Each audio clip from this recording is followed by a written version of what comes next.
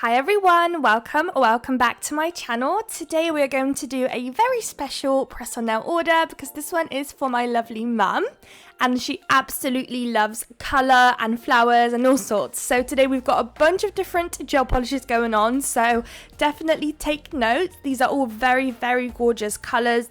These are all very bright. Some kind of pastel-y actually, but very, colourful colours. And as you can see, we've got a shade of literally everything going on today. We've got pink, blues, greens, purples, oranges, basically any colour I could get my hands on. Well, I needed 5 because we've got 5 fingers on each hand. And we also have food coma, we also have a glittery gel polish and also some white gel polish. Then to accompany that, we've also got some glitters. So I was trying to pick out glitters to the same gel polishes I've got, so this is what we've got going on. So you want to try and pick out, I feel like you're probably likely to have less glitter choices than the colours, so I'd reckon you probably want to go straight to your drawer of glitters, find the glitters you want, and then try and find a gel polish colour that matches up to that as close as you can. So that's basically what I've done, and right now I'm applying food coma on all 5 nails. That will then go into the lamp. Off camera real quick, I'll do another layer and then we can crack on with our glitter part of the video. So it's a bit of a repetitive design today, but because every single nail has a different colour, it just looks really, really cute. And although I'm usually not a massive fan of nails having the exact same pattern on every single nail, but because every nail has a different color going on and we're kind of going to switch up later where we place the flowers, it does kind of look different to one another. So I ended up kind of keeping the footage for the whole 5 fingers. So what I'm doing here is I've placed a blob of base coat on my palette then, and I'm sprinkling in that glitter. So the glitter I had, that was just completely loose glitter, and I'm sprinkling it into some base coat, swirling it together to basically create my own version of a glittery gel polish, you could say.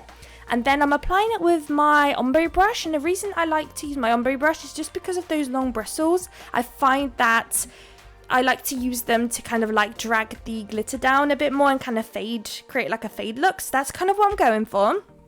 And I am popping them into the lamp after each application just because I was finding that the base coat was kind of pulling the glitter. If I left it for too long, it was kind of moving around and not really staying where I wanted it to stay. So as soon as I'm done with each one, it's going straight into the lamp. I'm trying to drag down the finer glitters and keep the chunky ones at the top. The glitter today, I believe, is like a matte one. It's not one of those like holographic shiny ones. It's one of the matter ones, I think.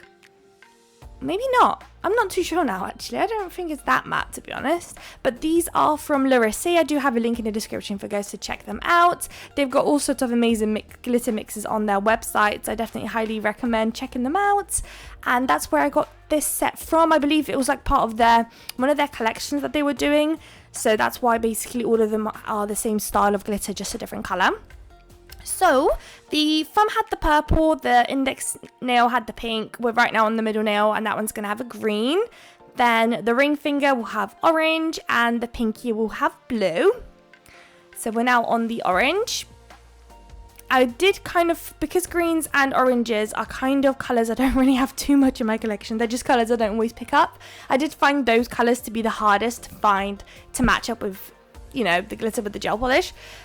So you might end up finding the same kind of problem. Just pick one out that matches the closest as you can. It's just, sometimes it's just impossible to find the exact same shade.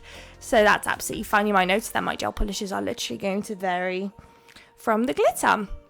Once I'm happy though, and everything's cured and the pinky's done as well, I do go ahead and apply another layer of base coat on top, and that's to help level out the nail a little bit more.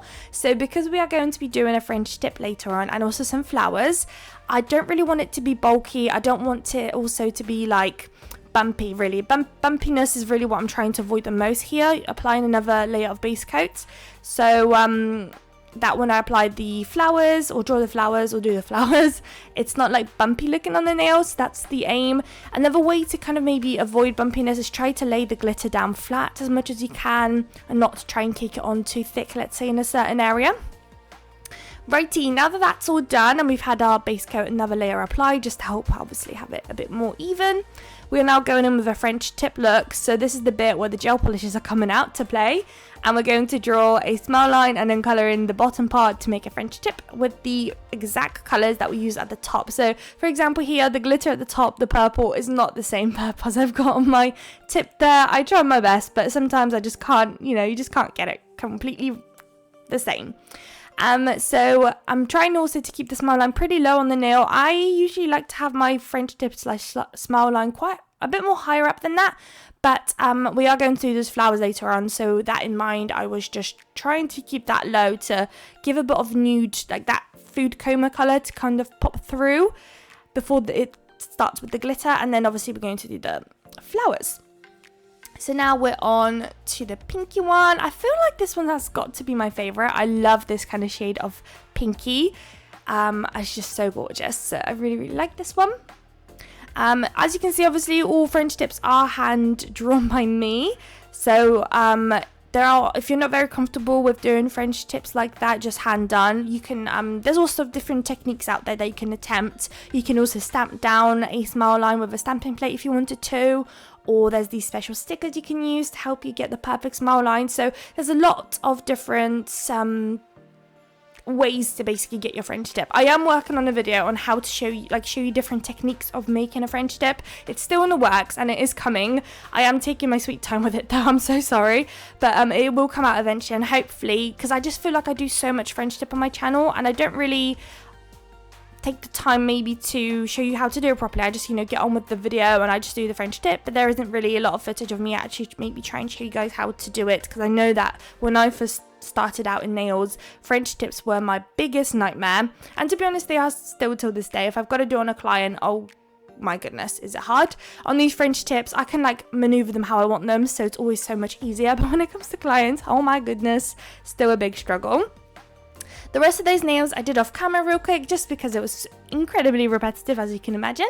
Now we're doing our flowers. With the flowers, I'm keeping it short and sweet and very, very quick. So anyone hopefully can do this part. And it's just using a dotting tool, and we're doing 5 dots, almost in like a circle way to create petals. But we are leaving some space in the center, and then in the center we're going to pop that beautiful glittery gel polish that we've got going on there, but we'll do that once the nails are cured and popped into place, just because I don't want the glittery gel polish mixing with the white. The white is called Bold White, and oh my goodness guys, am I in love with this white. It's so pigmented, so amazing to work with. I would love to have 20 bottles so that I just never run out of it. It's amazing, absolutely amazing. The consistency is great, and if you're also doing clients, the brush from the bottle is all nice and rounded, and it's just so nice to get really close to the cuticle, which is really, really nice. And that glittery gel polish is also absolutely unreal. It's one of the more newer ones as well, and I just love how much glitter is in that glitter gel polish. When you used to get those glittery gel polishes, or polishes for that matter, and when you were brushing it onto the nail and there's no glitter, you had to cake on 20 layers to get the full glittery opacity on your nail. Yeah, no, not with that one. This one is completely so pigmented with glitter. You don't need to worry about it at all, which is so rare. I just always struggle to find a really, really nicely pigmented glittery gel polish, and I'm sure it's really hard to make them, because I can only assume that curing purposes maybe it's probably hard to get the right consistency so that it cures nicely in the lamp. But yeah, this one is just unreal. Look at that, I just need one dab and it's super glittery and pigmented, and I just don't need another dot or anything like that. So yeah, absolutely in love with this one. We're just doing the centers now real quick. That will then go into the lamp, and then for the very final time, we're just going to top coat these. So today we're going for glossy. I feel like I've been always doing matte, and whenever it comes to these press-ons, doing glossy is always the way for me. I just prefer glossy on little press-ons. Right now they might look a little bit funny, so maybe any little lumps and bumps on the sides. As a finishing touch, I always go in with a file and I fix up the shape, and I do the final touches, and it just really crispens up the nail itself, and it looks so much better. So in a moment you will see it on my hand, and you notice that they're not funny looking. Just, the shape is just much more better. So if you're wondering why at the start maybe I didn't file anything down, that's why I always do at the end of every set, just to crispen it all up, finish it off, and get it ready to go.